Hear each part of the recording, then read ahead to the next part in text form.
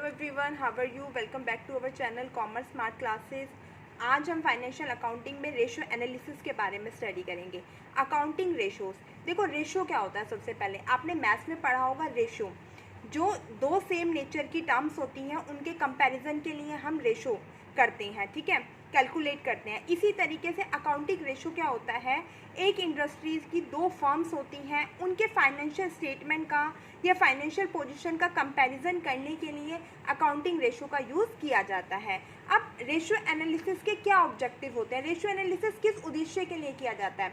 तो सबसे पहले जो अकाउंटिंग फिगर है उसको अंडरस्टैंडेबल बनाने के लिए, सिंप्लीफाई बनाने के लिए, ताकि वो ईजिली समझ में आ सके। उसके बाद useful in analysis of financial statement, जो अकाउंटिंग रेशोज़ हैं वो जो किसी भी एंटरप्राइज है उसकी फाइनेंशियल पोजीशन को अंडरस्टैंड करने के लिए भी हम रेशो का एनालिसिस करते हैं।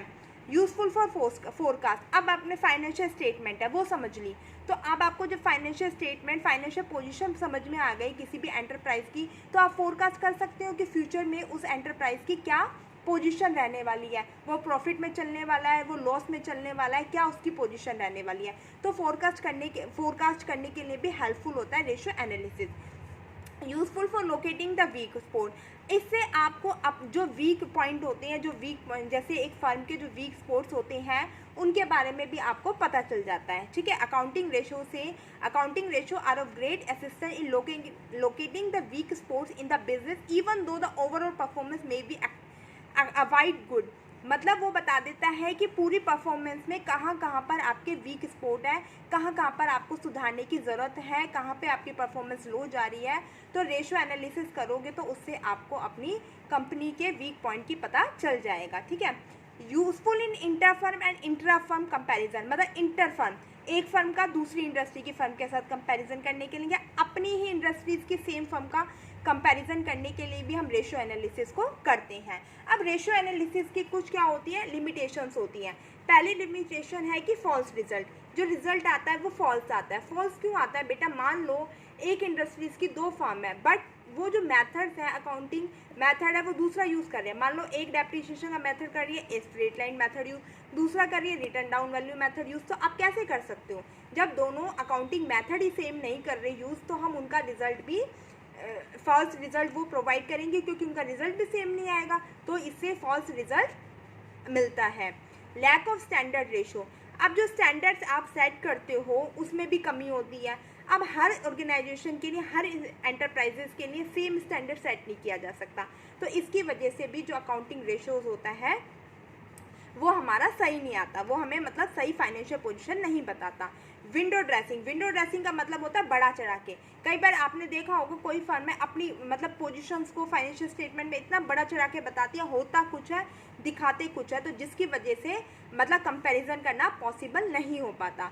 पर्सनल बेस्ट, सबका अपना अपना जजमेंट होता है, सबका अपना अपना फर्म में जजमेंट होता है, कोई किसी तरीके से जजमेंट करता है, कोई किसी तरीके से, तो इसकी वजह से हम दो फर्म का कंपैरिजन करना पॉसिबल नहीं हो पाता।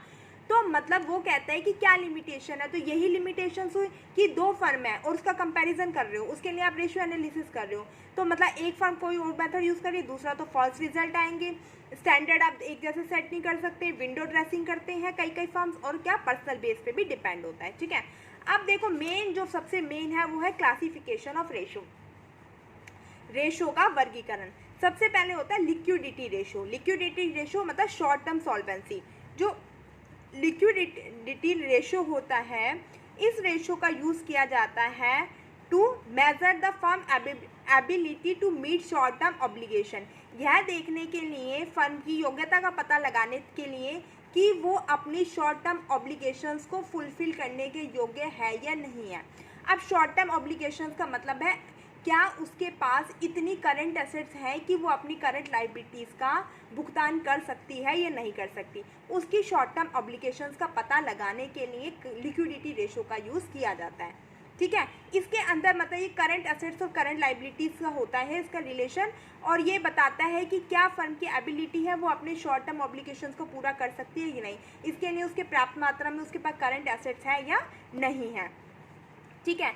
देखो इसके अंदर लिक्विडिटी रेशो के अंदर हमारे दो रेशो आते हैं, एक तो करंट रेशो आता है और दूसरा हमारा आता है लिक्विडिटी रेशो। लिक्विडिटी रेशो को क्विक एसेट्स रेशो भी कहते हैं। तो करंट रेशो, पहले हमारा आएगा इसके लिक्विडिटी रेशो में 2 रेशो आते हैं, मैंने आपको बताया, एक तो क्विक असेट्स रेशो और एक करंट रेशो।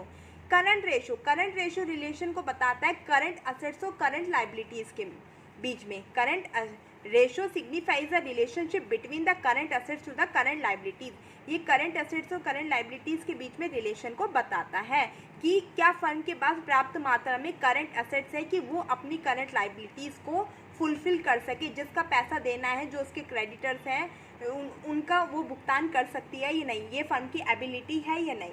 तो देखो करंट रेशो को फाइंड आउट करने का फॉर्मूला होता है करंट असेट्स अपॉन में करंट लाइबिलिटीज़।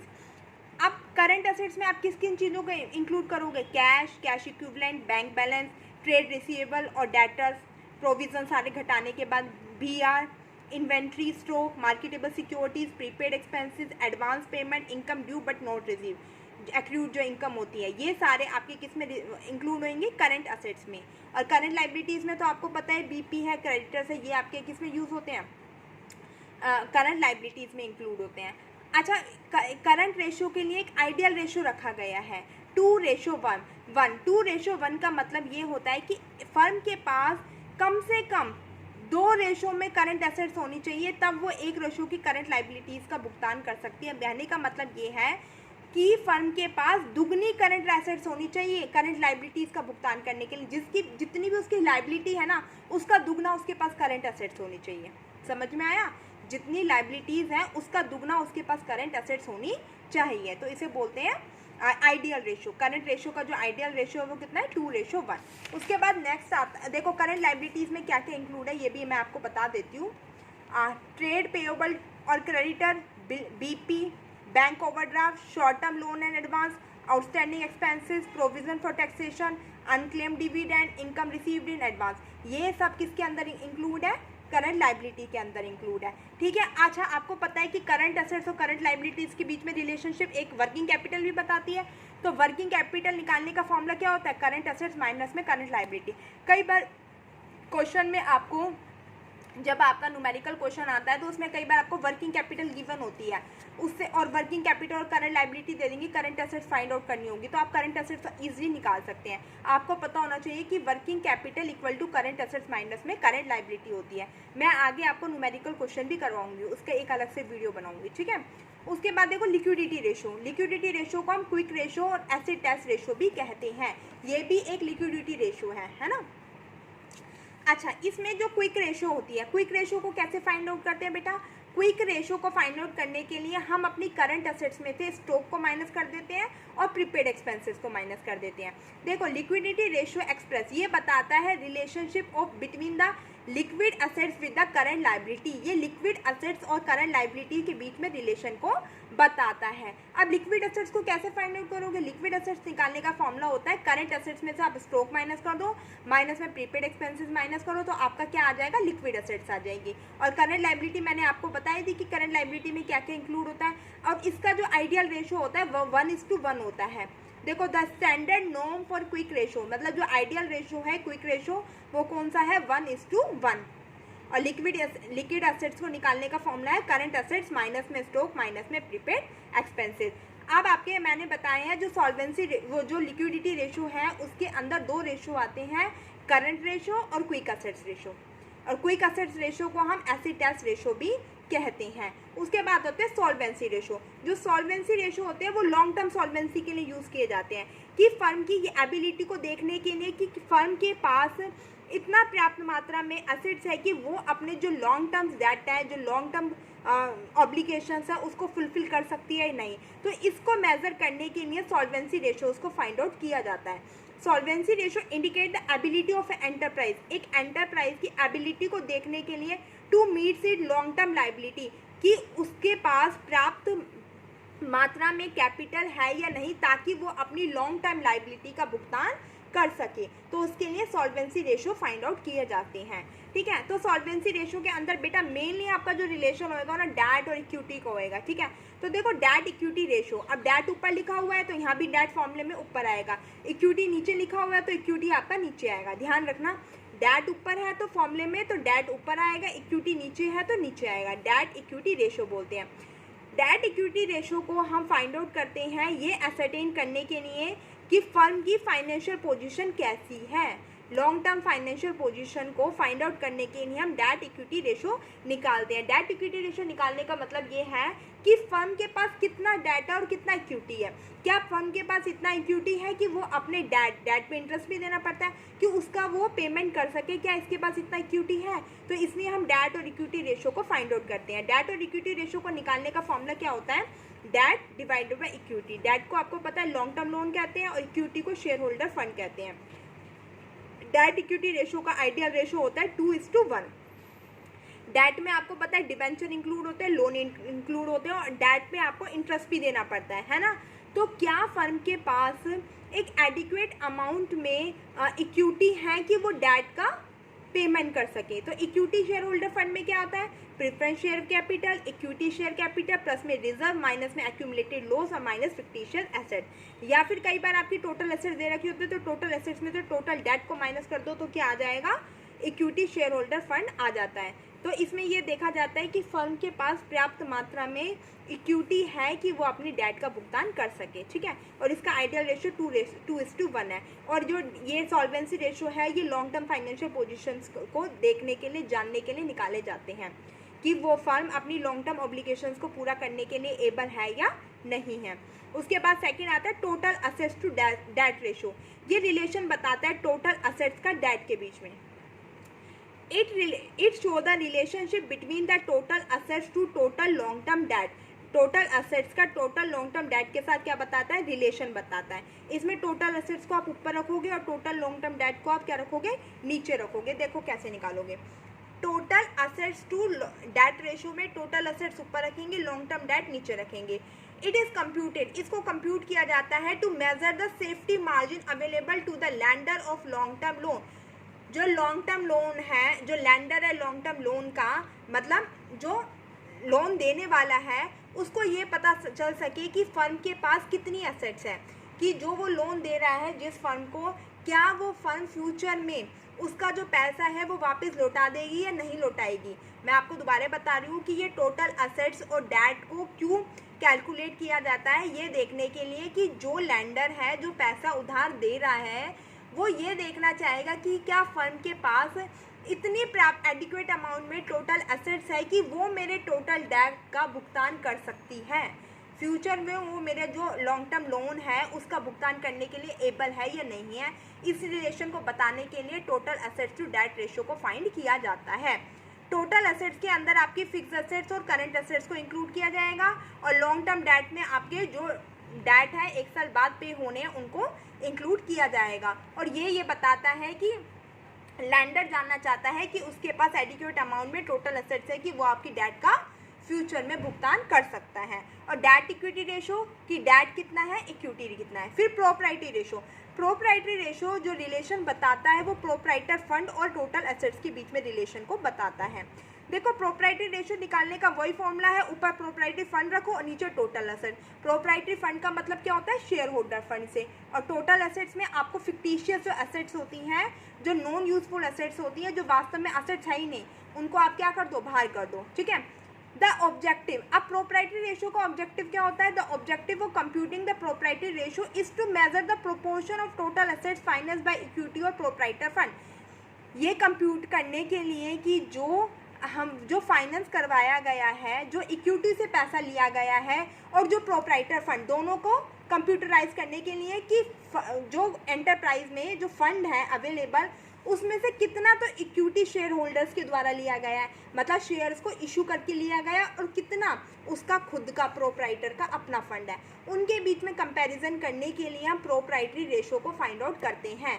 दोबारा देख लो, प्रोप्राइटरी रेशो को फाइंड आउट करने का मेन एम होता है कि जो एंटरप्राइज के अंदर फंड अवेलेबल है उसमें से कितना फंड उन्होंने इक्विटी शेयर होल्डर्स को शेयर्स को इशू करके लिया है और कितना उनका ओन फंड है, प्रोप्राइटर का खुद का फंड है, ठीक है।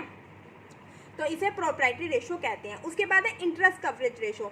इंटरेस्ट कवरेज रेशो भी रिलेशनशिप बताता है नेट प्रॉफिट बिफोर इंटरेस्ट और टैक्स का, किसके साथ, जितना भी interest long term loan debt पे फिल किया जाएगा उसके साथ। इंटरेस्ट कवरेज रेशो जो जितना आपका प्रॉफिट हुआ है इंटरेस्ट और टैक्स को पे करने से पहले, उसके साथ किसका करोगे, जितना भी आपने, मान लो जितने भी आपने डिबेंचर इशू कर रखे हैं, जितने भी आपने लोन ले रखा है उस पर आपको जो इंटरेस्ट देना है उसके साथ रिलेशन को बताता है। तो इसको निकालने का फॉर्मूला होता है कि देखो net profit before interest and tax upon में फिक्स इंटरेस्ट चार्ज, कि आपको कंपनी में, आपको अपनी एंटरप्राइज में कितना प्रॉफिट हुआ है इंटरेस्ट और टैक्स देने से पहले, को डिवाइड करो कितना आपको इंटरेस्ट, एक एंटरप्राइजेस को लॉन्ग टर्म लोन पे इंटरेस्ट का भुगतान करना है, उससे उसको क्या कर दोगे, डिवाइड कर दोगे। ठीक है, इंटरेस्ट कवरेज रेशियो के अंदर आप क्या करोगे कि जितना उन्होंने कमाया है इंटरेस्ट और टैक्स को देने से पहले, उसको आप डिवाइड कर दोगे किससे, जितना उनको पे करना है, किस पर, लॉन्ग टर्म लोन पर, लॉन्ग टर्म डेट पर लोन पर जितना उनको इंटरेस्ट देना है उसको डिवाइड करोगे, है ना, किससे, नेट प्रॉफिट से। ठीक है, मतलब नेट प्रॉफिट को डिवाइड करोगे जितना उनको इंटरेस्ट देना है लॉन्ग टर्म लोन पे। This ratio is computed with the objective to ascertain the amount of profit available to cover the interest charge. इसको कंप्यूट करने का मेन ऑब्जेक्टिव ये होता है कि फर्म ने इतना प्रॉफिट कमाया है कि नहीं कमाया कि वो इंटरेस्ट को पे कर सके, जो लॉन्ग टर्म लोन पर, डिबेंचर पर उसको इंटरेस्ट देना है वो उसको पे कर सके, क्या उसके पास इतना एडिक्वेट अमाउंट में उसने नेट प्रॉफिट कमाया है। ये एसरटेन करने के लिए हम किसको फाइंड आउट करते हैं, इंटरेस्ट कवरेज रेशियो को। ठीक है बेटा, अब आपके दो रेशो कवर हो चुके हैं, पहले मैंने आपको बताया था लिक्विडिटी रेशो, सेकेंड आपको मैंने बताया था solvency ratio, and the third one is activity ratio. Activity ratio को हम यूज़ करते हैं कैलकुलेट करने के लिए फर्म की परफॉर्मेंस को। Activity ratio is also known as performance turnover ratio. Activity ratio को परफॉर्मेंस और टर्नओवर रेशो भी कहते हैं, और इस रेशो में जो ये रेशो एक्सप्रेस करता है नंबर ऑफ टाइम्स में, ये आपको नंबर ऑफ टाइम में, ये रेशो में नहीं आएगा, ये नंबर ऑफ टाइम्स में निकलता है, और ये बताता है जितना ज़्यादा आपका ये रेशो निकलेगा उतना ही अच्छे तरीके से आपने अपनी फर्म के रिसोर्सेज का यूज़ किया होगा, आपने उतना ही अच्छे तरीके से रिसोर्सेज को यूटिलाइज किया होगा। ठीक है, तो इसलिए एक्टिविटी रेशो को फाइंड आउट किया जाता है फर्म की परफॉर्मेंस देखने के लिए कि फर्म की परफॉर्मेंस कैसी है। तो इसके अंदर सबसे पहले आता है स्टॉक टर्नओवर रेशो और इन्वेंट्री टर्नओवर रेशो। अब स्टॉक टर्नओवर रेशो, इसमें क्या रखोगे, ये रिलेशनशिप बताता है cost of goods sold during the year, कि जो भी आपने सेल किया है उसकी कॉस्ट कितनी थी, गुड्स की कॉस्ट कितनी थी, और साथ ही साथ आपकी जो इन्वेंट्री है ओपनिंग में कितनी थी, क्लोजिंग में कितनी थी, उसका एवरेज। किस किस के बीच में रिलेशन बता रहा है, दोबारा बता रही हूँ कि जो आपने गुड्स सेल की है उसकी कॉस्ट कितनी थी, और जो आपका ओपनिंग में स्टॉक था प्लस क्लोजिंग में स्टॉक है उनके एवरेज के बारे में ये बताता है स्टॉक टर्न ओवर रेशो। देखो इसको कैलकुलेट कैसे किया जाता है, स्टॉक टर्न ओवर रेशो निकालना जाता है cost of goods sold upon में एवरेज स्टॉक, और एवरेज स्टॉक को कैसे कैलकुलेट करोगे, opening stock plus closing stock divided by 2। और कॉस्ट ऑफ गुड्स सोल्ड मैंने आपको बताया था, कॉस्ट ऑफ गुड्स सोल्ड निकालने का बहुत ईजी तरीका है, आपने ट्रेडिंग अकाउंट बनाया होगा ना, ट्रेडिंग अकाउंट में आप क्या करते हो, ट्रेडिंग अकाउंट में आप क्या करते हो, ओपनिंग स्टॉक, उसमें परचेज में आप परचेज रिटर्न को लेस कर देते हो, प्लस में डायरेक्ट एक्सपेंसेस ऐड करते हो, माइनस में क्लोजिंग स्टॉक, ये आपका कॉस्ट ऑफ गुड्स सोल्ड आ गया।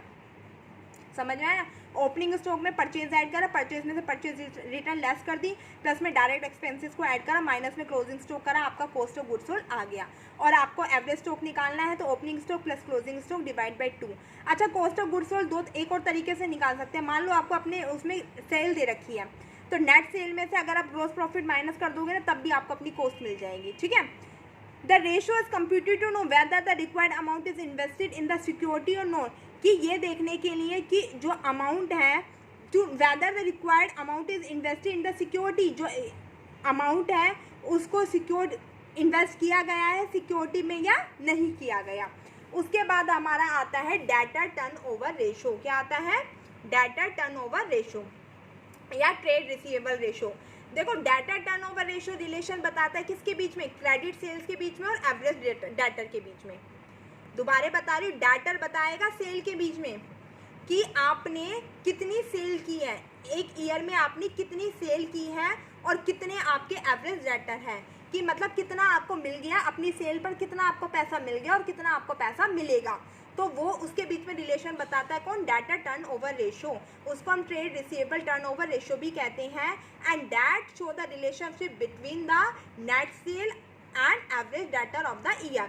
देखो डाटा टर्नओवर रेशो निकालने का फॉर्मूला क्या होता है कि कितनी आपकी सेल हुई है, सेल कैसी हुई है, क्रेडिट हुई है, क्रेडिट सेल करोगे जब भी तो आपके डेटर बनेंगे। जब आप कैश सेल कर दोगे तो कैश आ ही जाएगा, जब आप क्रेडिट सेल करोगे तभी तो आप डेटर बनोगे। आप कब डेटर बनोगे? नहीं, मतलब डेटर आपके बनेंगे। आपके डेटर कब बनेंगे?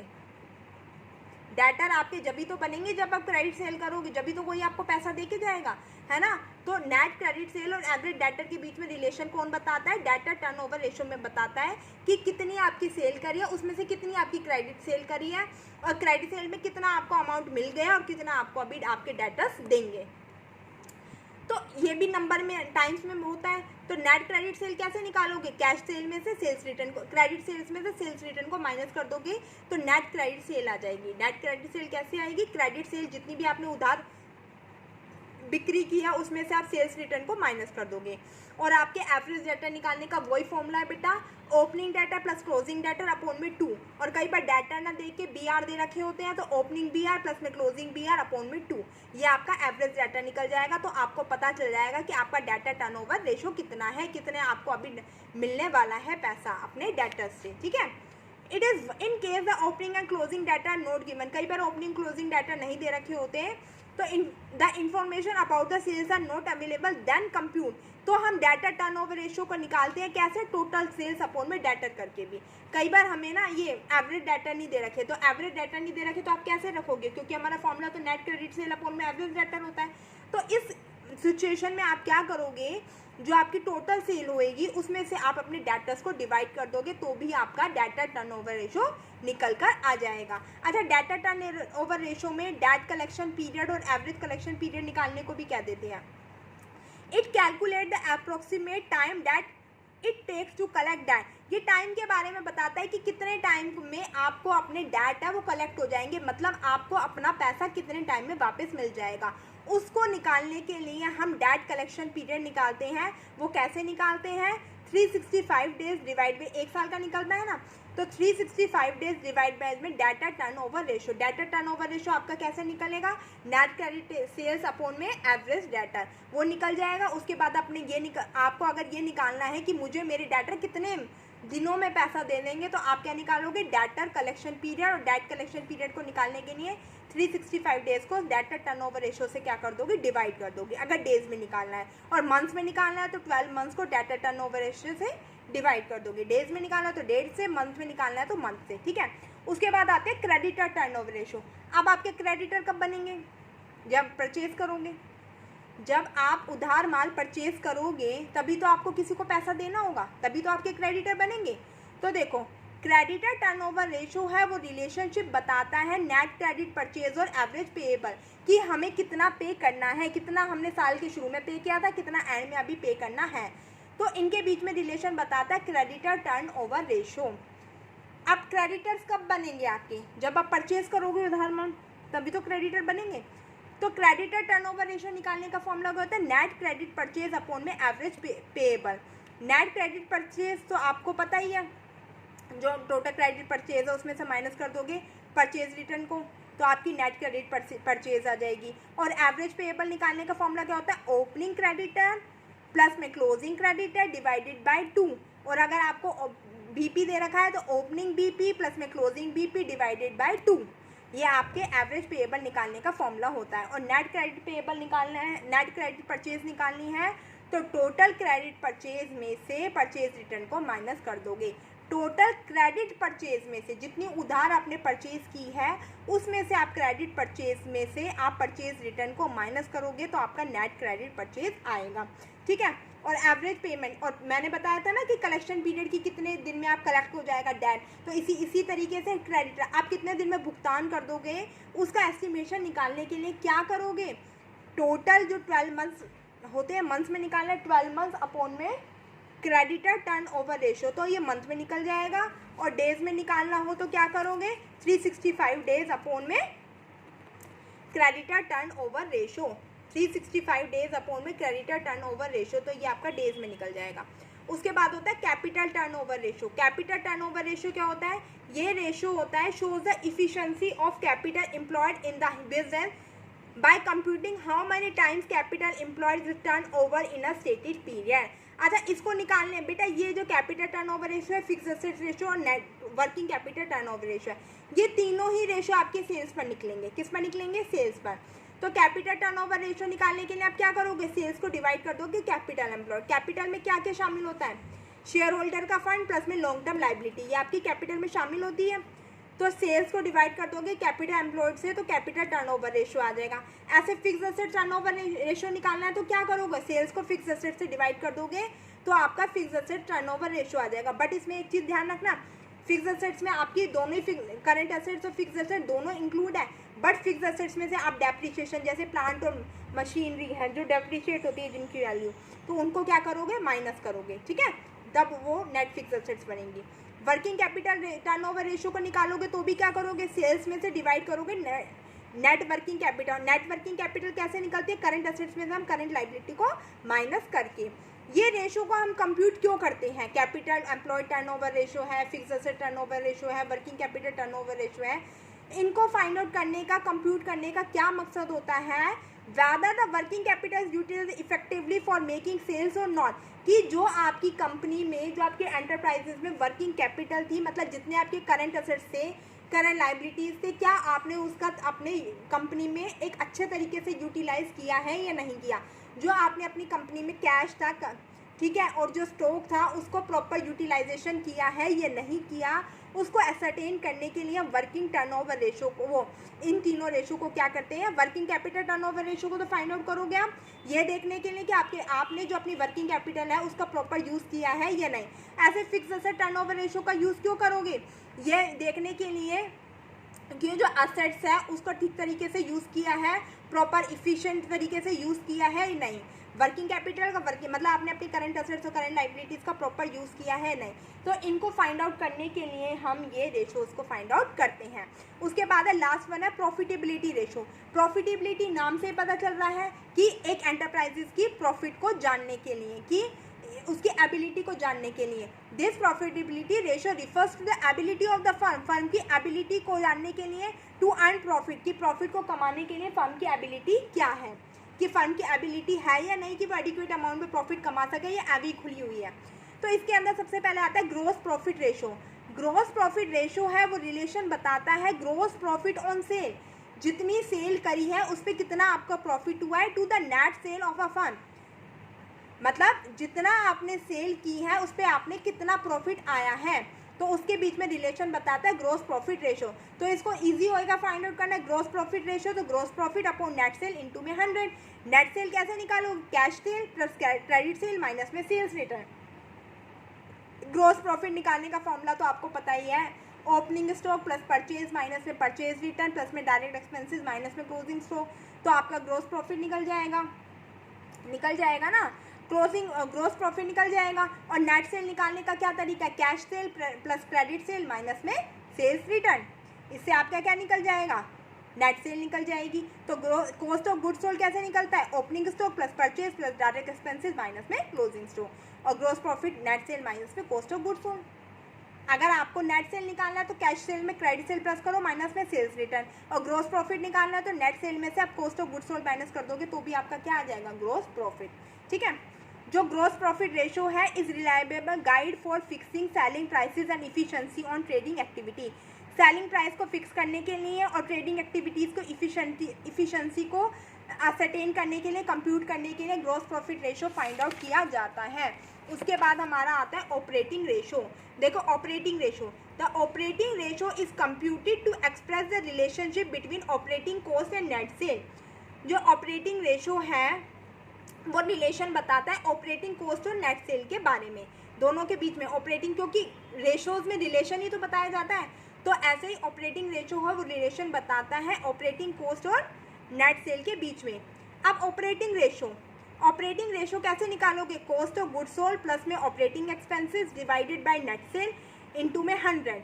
अब कॉस्ट ऑफ गुड्स सोल्ड तो आपको पता ही है, ओपनिंग स्टॉक प्लस में purchase minus purchase return plus में डायरेक्ट एक्सपेंसेस माइनस में क्लोजिंग स्टॉक प्लस में operating expenses divide by net sale into 100। अब ऑपरेटिंग एक्सपेंसेस कौन से होते हैं?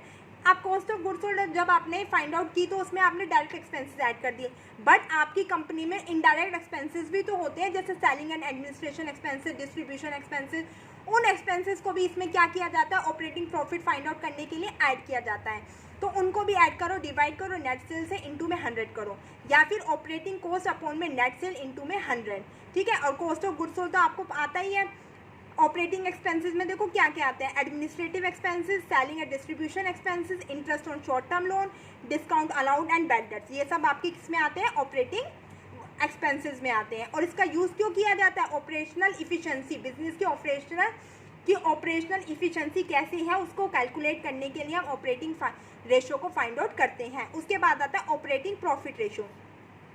ऑपरेटिंग प्रॉफिट रेशो है वो रिलेशनशिप बताता है ऑपरेटिंग प्रॉफिट और नेट सेल में।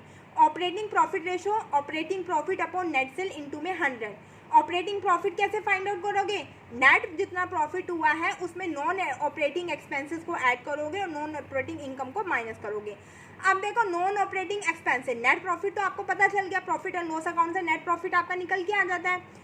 नॉन ऑपरेटिंग एक्सपेंसेस कौन से होते हैं बेटा आपके, जैसे आपके होते हैं डेप्रिसिएशन, वो कॉस्ट में मेजर नहीं कर सकते, उनके कैश में मेजर नहीं कर सकते, तो वो आपके नॉन ऑपरेटिंग एक्सपेंसेस होते हैं जिनको पर्टिकुलरली कैश में मेजर नहीं कर सकते। तो जैसे डेप्रिसिएशन, अमोर्टाइजेशन, गुडविल, ये आपकी क्या है, नॉन ऑपरेटिंग एक्सपेंसेस हैं। तो जब भी आप ऑपरेटिंग प्रॉफिट को फाइंड आउट करोगे तो नेट प्रॉफिट में इन एक्सपेंसेस को ऐड करोगे और लेस करोगे नॉन ऑपरेटिंग इनकम को। और नेट सेल को कैसे कैलकुलेट करा मैंने बताया आपको, नेट सेल कैसे निकालेंगे, कैश सेल में क्रेडिट सेल ऐड करो, सेल्स रिटर्न को माइनस करो। अच्छा, ऑपरेटिंग प्रॉफिट रेशो निकालने का मकसद क्या होता है, this ratio is computed to determine the operational efficiency of the business, कि उसकी जो ऑपरेशनल इफिशिएंसी है बिजनेस की वो कैसी है, कि वो प्रॉफिट फ्यूचर में कमा भी पाएगा या नहीं कमा पाएगा, इसके लिए हम ऑपरेटिंग प्रॉफिट रेशो को फाइंड आउट करते हैं। उसके बाद है लास्ट वन है इसी के अंदर net profit ratio. Net profit ratio है वो रिलेशन बताता है नेट प्रॉफिट और सेल के बीच में। नेट प्रॉफिट रेशो में नेट प्रॉफिट को डिवाइड करते हैं नेट सेल से, ठीक है, इनटू में 100। अब नेट प्रॉफिट आपका कैसा भी हो सकता है, बिफोर टैक्स भी हो सकता है, आफ्टर टैक्स भी हो सकता है। अगर बिफोर टैक्स का ले रहे हो तो net profit before tax upon net cell into में 100। नेट सेल वही होता है cash sale plus credit sale minus में सेल्स रिटर्न। और नेट प्रॉफिट आफ्टर टैक्स ले रहे हो तो net profit after tax upon में नेट सेल इंटू में 100। और इसको क्यों यूज़ किया जाता है, the net profit ratio is an indicator of overall efficiency of the business. जितना ये अच्छा होएगा उतनी आपकी बिजनेस की इफिशिएंसी होएगी वो अच्छी होगी, ठीक है। उसके बाद ना ये कुछ है, ये भी मैं आपको बता देती हूँ, जैसे कि डिविडेंड यील्ड रेशो, ये कुछ एक्स्ट्रा रेशो है। डिविडेंड यील्ड रेशो निकालने का फॉर्मूला क्या होता है, dividend per share upon market price per share into में 100। पे आउट रेशो निकालना है कि कितना डिविडेंड पे करना है, तो उसके लिए आप क्या करोगे, dividend per equity share upon में earning per share. Earning yield ratio निकालना है तो earning per share upon market price per share into में 100। ये भी कुछ 3 इंपॉर्टेंट रेशो है। डिविडेंड यील्ड में dividend per share market price per share into 100। Pay out में dividend per equity share upon earning per share, और earning per share earning yield ratio में earning पहले आ रहा है तो earning per share market price per share into में 100। और कुछ लीवरेज रेशो भी होते हैं। लीवरेज आपको पता है ऑपरेटिंग लीवरेज और फाइनेंशियल लीवरेज होता है। तो ऑपरेटिंग लीवरेज कैसे निकालोगे, कॉन्ट्रीब्यूशन अपॉन में EBIT, earning before interest and tax. और फाइनेंशियल लीवरेज कैसे निकालोगे, EBIT, एक मिनट, हाँ, EBIT अपॉन में EBT, EBIT earning before interest और tax divided by earning before tax, EBT, ये आपका क्या निकल जाएगा, फाइनेंशियल लीवरेज। ये कुछ आपके अर्निंग रेशोज हैं, ये तो आपके लीवरेज रेशो हैं। ऑपरेटिंग रेशो और फाइनेंशियल लीवरेज रेशो, ये तो आपके लीवरेज रेशो हैं। और जो मैंने आपको ये बताया ना, डिविडेंड यील्ड रेशो, पे out ratio, earning yield ratio, ये आपके अर्निंग रेशोज हैं। ओके, अगर वीडियो अच्छी लगे तो लाइक शेयर एंड सब्सक्राइब करना ना भूलें। और सब्सक्राइब तो आप लोग बिल्कुल नहीं कर रहे हैं, जैसे कि आपके कितने पैसे लग रहे हैं सब्सक्राइब करने में। Thank you, have a nice day.